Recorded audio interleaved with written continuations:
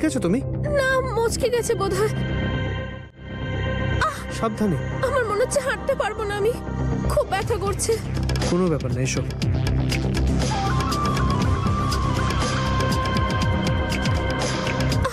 এখানে সাবধানে বসো। দেখি পাটা দেখি। আমি মলম নিয়ে আসছি, ওটা লাগালেই ঠিক হয়ে যাবে। হ্যাঁ।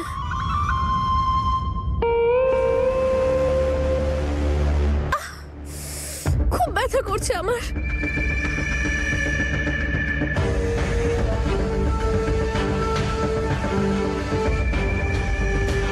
এখন ভালো লাগছে? হ্যাঁ। ফুল, আরে মা, তোমার এখন ওঠার দরকার নেই। এই পুজোটা তোমার জন্যই করছি। তুমি তো নিচে আসতে পারবে না, কিন্তু তুমি যাতে খুব তাড়াতাড়ি সুস্থ হয়ে যাও এর জন্য আমি সবকিছু করতে রাজি। তুমি একদম চিন্তা করো না।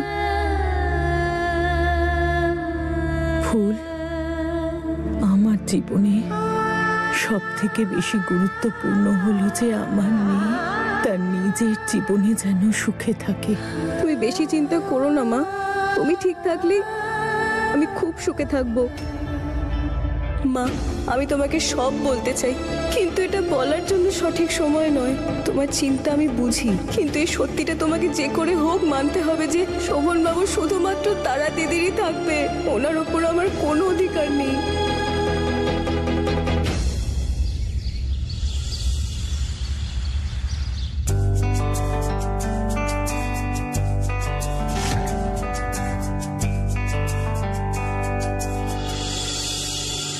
রানী, এখানে কি করছিস? আমি কি করছি মানে দাঁড়িয়ে আছি আর কি। জানিস, তোর মায়ের সর্বনাশ হয়ে গেছে। কি হয়েছে? কেউ না আমার ব্যাগ থেকে মোবাইলটা চুরি করে নিয়েছে জানিস। আরে কেউ তোমার ফোন কেন চুরি করবে? কাল পর্যন্ত তো তোমার কাছেই ছিল, কোথাও পড়ে টড়ে গেছে হয়তো। এই যে শোন রে মেয়ে, কাল পর্যন্ত তোকে না আমার খুব ভালোবাসতে ইচ্ছে করছিল, কিন্তু এখন আমার ইচ্ছে করছে তোর এই যে মোটা মাথাটা আছে ওটাকে খুলে বাইরে ফেলে দিই। যদি আমার ভালোবাসা কমতে পারে তাহলে আমার মোবাইল হারাতে পারে না। ভয় পেও না মা, এমনিতে তো ফোনটা রয়েছিরই, কিন্তু আমি ওটার মধ্যে ওই ট্র্যাকিং হয় না, ওই অ্যাপ দিয়ে রেখেছি, যেটার জন্য জানতে পারবে যে তোমার ফোনটা কোথায় আছে। দাঁড়াও আমি দেখছি। আরে আমার রামচন্দ্র, তুই আমার পিছনে টিকটিকি করছিস? আরে না মা, তুমি এখানে সেখানে ঘুরে বেড়াও, যদি পড়ে টড়ে যায় তখন তো জানতে পারবো যে কোথায় পড়ে গেছে, সেই জন্যই। আচ্ছা দেখ, তোর ভুলভাল বকা শেষ হলে একটু খোঁজ না আমার ফোনটা। 2 মিনিট দাঁড়াও। আরে বা মা, কি হলো? ফোনটা পেয়ে গেছি। হ্যাঁ, এই বাড়িতেই আছে। কোথায়? দাঁড়াও আমি কল করে দেখছি।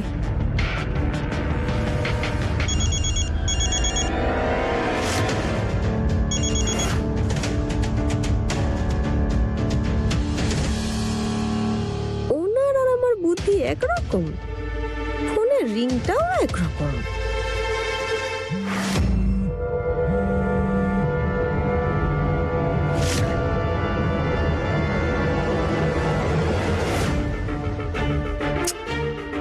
তোমার ফোনটা তো বাজছে মা, কিন্তু কেউ ধরছে না।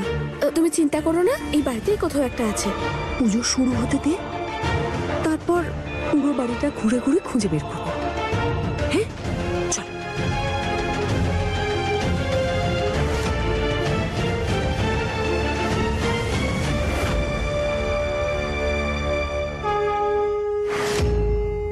হে উপরওয়ালা, এই পুজোটা আমাদের ফুল বৌমার মায়ের সুস্থতার জন্য রেখেছি।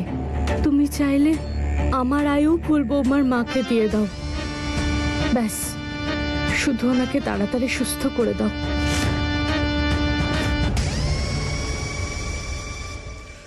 ওম ত্রয়ম্বকম যজামহে সুগন্ধিম পুষ্টিবর্ধনম উর্বারুকমিব বন্ধনাৎ মৃত্যুর্মোক্ষীয়মামৃতা। ওম ত্রয়ম্বকম যজামহে সুগন্ধিম পুষ্টিবর্ধনম।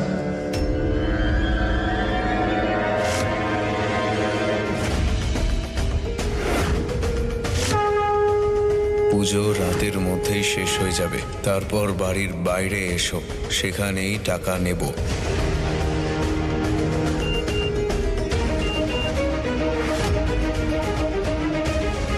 পুজো রাতের মধ্যে শেষ হয়ে যাবে, তারপর বাড়ির বাইরে এসো, সেখানেই টাকা নেব।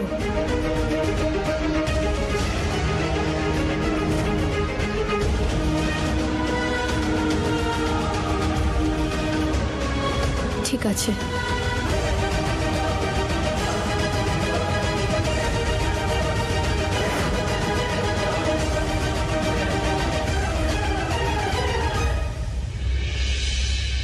আমাদের বলা হয়েছে এই পুজোটা নাকি আপনার মায়ের সুস্থতা এবং দীর্ঘায়ু কামনা করেই করা হচ্ছে। তাহলে আমরা এখন এখানে শিবের পূজা শুরু করব, আর আপনি 108 বার শিবের মাথায় জল ঢালবেন। মনে রাখবেন, যে কোনো জলে হবে না, কিন্তু এই জল যেন অবশ্যই ধরিত্রী মায়ের গর্ভের জল হয়, আর সেই জলেই এই কাজটা আপনাকে করতে হবে। কলসি ভর্তি করে আনতে হবে, আর কলসি মাথায় করে অবশ্যই আনতে হবে। কাল ফুলবোমাকে দিয়ে সেটাই করাতে হবে যেটা আমি বলেছি আপনাকে করতে। পণ্ডিত মশাই, এই কাজটা তো বেশ কঠিন। এটা একজন স্বাস্থ্যবান মানুষও করতে পারবে না, আর ফুলের তো শরীরটাও খারাপ, ও কিভাবে করবে? আপনাকে তো আমি সেটাই বলতে চাইছি, যেটা নিয়ম সেই নিয়মেই পুজো পাঠ করতে হবে, তবেই তো ওনার মা আরোগ্য লাভ করবে। তাহলে ওর পরিবর্তে আমি করব। না না, এটা হয় না। এই কাজটা সন্তানকেই করতে হবে, যার সাথে তার রক্তের সম্পর্ক। কিন্তু এই অবস্থায়ও বাবু, ঠিক আছে, এটা আমার মায়ের সুস্থতার জন্য। ঠাকুরমশাই যেমন বলছেন আমি করব।